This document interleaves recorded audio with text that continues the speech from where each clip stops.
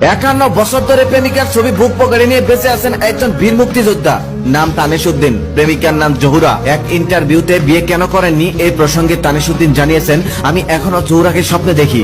জহুরার মতো এত সুন্দর আমি আর কখনোই কাউকে খুঁজে পাইনি। তানিসুদ্দিন আর জহুরার প্রেমের শুরু 1964 সালে। তানিসুদ্দিন তখন ক্লাস 10-এ পড়তো আর জহুরা পড়তো ক্লাস 8-এ। কিশোর মনের চঞ্চলতা ও ভীরতা নিয়ে শুরু হয়েছিল প্রেম। জহুরার সঙ্গে দেখা করার জন্য তানিসুদ্দিনকে প্রায়ই মেঘনা নদী পার হতে হতো। তিনি নৌকা করে আসতেন, আবার নৌকা করে ফিরে যেতেন। একদিন সন্ধ্যায় তানিসুদ্দিনের সঙ্গে জহুরার দেখা করার কথা আগের থেকে জানিয়ে দেওয়া হয়েছিল, তবে তানিসুদ্দিন ঘাটে এসে দেখেন কোনো নৌকা নেই। সে রাতে উত্তাল জোয়ার ছিল, যার কারণে ঘাটে কোনো নৌকা ছিল না। তারপরও সে সাতটা প্রেমিক হয়ে মেঘনা নদী পাড়ি দিয়ে নিজের জীবনের ঝুঁকি নিয়ে সাতটে পার হয়ে দেখা করেছিল ভালোবাসার মানুষটার সঙ্গে, দেখা করেছিল জহুরার সঙ্গে। এমন পাগলামির জন্য সে রাতে তানিসুদ্দিন জহুরার কাছে বকাও খেয়েছিল।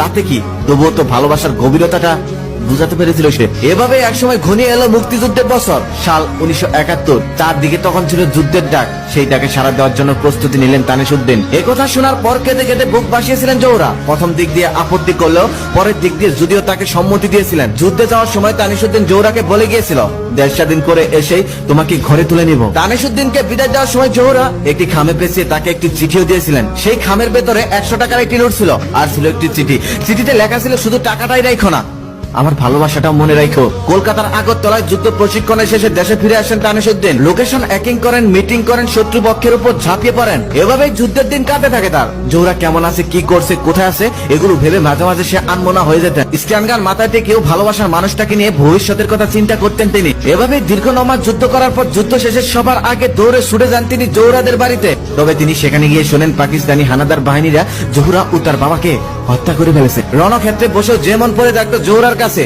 যেমন পড়ে থাকতো মেঘনা নদীর ধারে। তবে সেখানে এসে তাকে আর পাওয়া হলো না, আর দেখা হলো না ভালোবাসার মানুষটাকে। কাউকে মন থেকে ভালোবাসলে তাকে এক নজর দেখার জন্য উত্তাল ঢেউয়ের মাঝেও মেঘনা নদীর সাথে পার হওয়া যায়। কাউকে মন থেকে ভালোবাসলে রণক্ষেত্রে বসে থেকেও প্রিয় মানুষটাকে নিয়ে স্বপ্ন দেখা যায়। বুক পকেটে তার